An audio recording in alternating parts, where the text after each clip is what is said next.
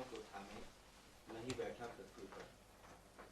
वह जिसके अंतरिक्ष में लटके अनाथ पैर तारों से टकराते हैं, कभी मंगल पिंडली को रगड़ता निकल जाता है, कभी नेपच्यून जांघों में आ फंसता है, कभी चंद्रमा के लगने से अंगूठे का नाखून नीला पड़ जाता है, कभी सूर्य भवों को झुलसा देता है। कितना वेद्य है वह पृथ्वी पर जिसका धड़ हवा के साथ हिलता है।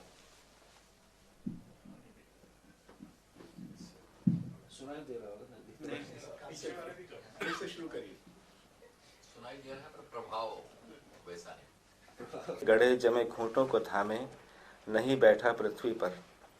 वह जिसके अंतरिक्ष में लटके अनाथ पैर तारों से टकराते हैं, कभी मंगल पिंडली को रगड़ता निकल जाता है, कभी नेपच्यून जांघों में आ फंसता है, कभी चंद्रमा के लगने से अंगूठे का नाखून नीला पड़ जाता है, कभी सूर्य भवों को झुलसा देता है। कितना वेद्य है वह पृथ्वी पर जिसका धड़ हवा के साथ हिलता है, मन जिसका अकुलाता रहता है जैसे भ्रूण, सांचे जिसको समेट नहीं पाते, भेद जिसे समर्थ नहीं करते, विभाजन रेखाएं जिसकी नागरिकता को कुतरती रहती हैं दिन रात, और इरादे जिसके आंख मिचौली खेलते रहते हैं अंतिम तौर पर सब कुछ हो चुकी दुनिया से। कितना वेद्य है वह घसीटती फिरती है जिसे बाल पकड़कर अनजान इलाकों में पूर्ण होने की इच्छा।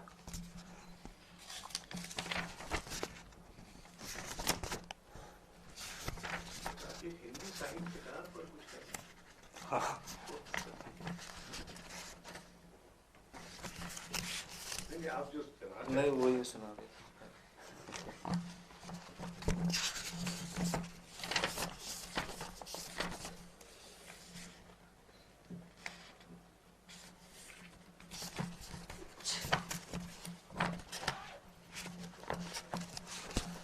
तुम अगर हिंदी के साहित्यकार हो, तो प्रसन्नता का बज्जाज खाना खोलने से पहले तुमको सोचना चाहिए। प्रसन्नता एक वस्तु है जिसका व्यापार इतना आसान है कि अंतर्राष्ट्रीय हो चला है। दुख तो हाँका जा रहा है किनारों पर अंधेरे में कि वह शोध का विषय लगने लगे। एक द्वीप है जिस पर तुम बैठे हो एकाकी, और आसपास सस्ती खुशियों का समंदर ठाठे मार रहा है। सर्कस की फ्लड लाइटें कभी कभार तुम्हारे ऊपर से गुजर जाती हैं। तुम उन्हें दिखते हो अपनी कुंडली में फंसे पानी के विषहीन सांप की तरह, दिलचस्प और प्राचीन। तुम एक ऐसे देश में हो जिसने अपने आराध्यों से काम लेना सीख लिया है। मूर्तियों को उसने भीतर से खुरच दिया, गणेश जी को गुल्लक कर दिया और पोथियों को बटवा। एक देश पवित्रता के छिद्रहीन परकोटे में जिसकी रातें इतनी गलत गुजरी कि उसने सब कुछ को पटक देना चाहा, पर पटके सिर्फ कूल्हे, और एक पूरी फौज खड़ी कर दी जो अगली 1 सदी सिर्फ नाचने वाली है। यह प्रतिशोध में खेलता हुआ नाच है जिसका ग्रंथों और नसीहतों पर बहुत कुछ लेना निकलता है, और जहाँ तक तुम सफल थे वहाँ तक तुम पर भी। तुम अगर हिंदी में पढ़े हो और साहित्यकार भी हो तो तुम्हें अपने शत्रु को पहचान लेना होगा। हो सकता है वह तुम्हारे घर में ही हो, कोई बेटा तुम्हारा, बीवी या बेटी। पड़ोस में तो वे रहने ही आ गए हैं। शाम के झुटपुटे में छत पर तुम्हें इतनी प्रसन्न हैरानी में भला और कौन देखेगा। तुम अगर हिंदी के साहित्यकार हो तो अब तुम्हें एक नाच का और कुछ गालियों का आविष्कार करना होगा जो उस त्वचा को भी चीर सकें जिसको सब तत्व उपलब्ध रहे। तुम्हें अंग्रेजी के सॉरी और थैंक यू का जवाब ढूंढना होगा जो तुम्हारे क्रोध से बचकर जाते हुए आदमी को वापस आने पर मजबूर कर दे और वह खड़ा होकर तुम्हें समझने की कोशिश करे। तुम्हें मालूम करना होगा कि लाल किले में बंद खूंखार तलवारों से अब उनके बच्चे भी क्यों नहीं डरते। तुम्हें उन डाकुओं और लुटेरों को वापस बुलाना होगा जिन्होंने सदियों तक सुखियों के जोश को बाड़े में रखा, उनकी तन मन रंजक हिंसा को ना था। तुम्हें अच्छाई के लिहाफ को उधेड़ कर देखना होगा कि सींग वाले पिस्सों की यह फौज कहाँ पल रही है। तुमको इस लोभ से निकलना होगा कि पुरस्कार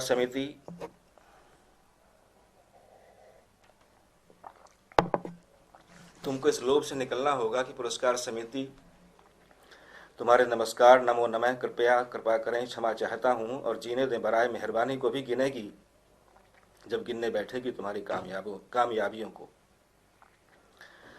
तुम्हें अपनी कामयाबियों से छुटकारा पाना होगा क्योंकि उनके बावजूद तुमको हास्यास्पद समझ लिया गया है। हालांकि कहा नहीं गया क्योंकि संस्थापक की बीवी को भदेश जमता नहीं।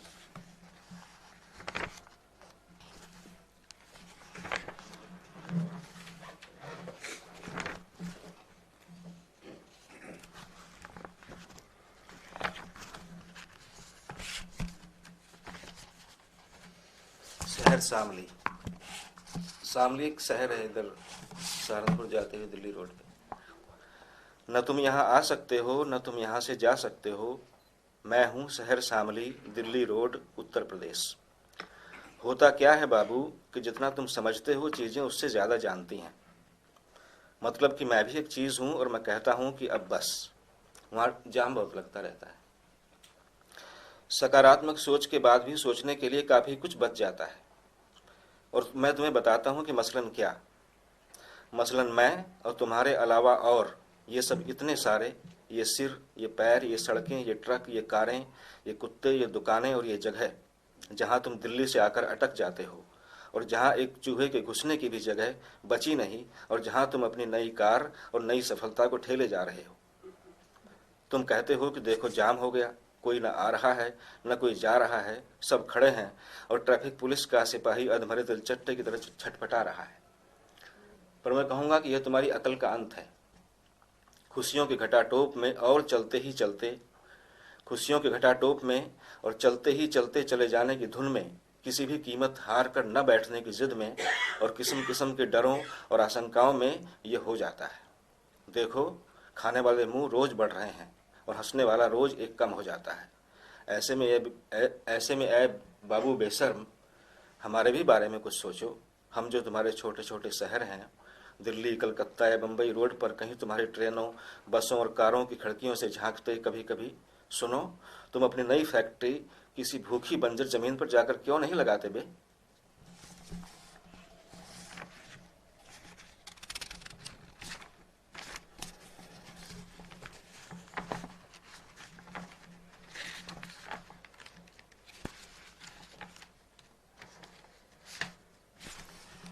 कुछ मैंने नज्म के जैसी भी कविताएं लिखी थी, एक पढ़ देता हूँ इसमें से। मर्दानगी। पहला नियम तो ये था कि औरत रहे औरत, फिर औरतों को जन्म देने से बचे औरत। जाने से पहले अक्ले मर्द ने ये कहा, पहला नियम तो ये था कि औरत रहे औरत, फिर औरतों को जन्म देने से बचे औरत। जाने से पहले अक्ले मर्द ने कहा ये भी, मर्दों की ऐशगाह में खिदमत करे औरत। इतनी अदा के साथ जो आए ज़मीन पर, कैसे भला वो पाँव भी रखे ज़मीन पर। बिस्तर पे हक उसी का था, बिस्तर उसे मिला, खादिम ही जाके बाद में सोए ज़मीन पर। इस तरह खेल सिर्फ ताकतों का रह गया, एहसास का होना था, हिकमतों का रह गया। सबको जो चाहिए था वो मर्दों ने ले लिया, सबसे जो बच गया वो औरतों का रह गया। यूं मर्द ने जाना कि है मर्दानगी क्या सै, छाती की नाप जांघिया का बांकपन क्या है। बाहों की मछलियों को जब हुलकारता चला, पीछे से फूल फेंक के देवों ने कहा जय। बाद इसके जो भी सांस ले सकता था मर्द था, जो बीच सड़क मूदता हगता था मर्द था। घुटनों के बल जो रेंगता था मर्द था, वो भी पीछे खड़ा जो पांव मसलता था मर्द था। कच्छा पहन के छत पे टहलता था मर्द था, जो बेहिसाब गालियां बकता था मर्द था। बोतल जिसे बिठा के खिलाती थी रात को, पर औरतों को देख के लगता था मर्द था। जो रेप भी कर ले वो मर्द और ज्यादा, फिर कह के बिफर ले वो मर्द और ज्यादा। चलती गली में कूद के दुश्मन की बहन को बाहों में जो भर ले वो मर्द और ज्यादा।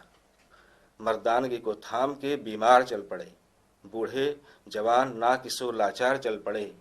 मर्दानगी के बांस पे टांग के झंडे, करने वतन की देख रेख यार चल पड़े। प्रोफेशनल एक कविता और पढ़। बस हो गया। एक और पढ़ दीजिए। एक पावर पढ़ लीजिए, पावर।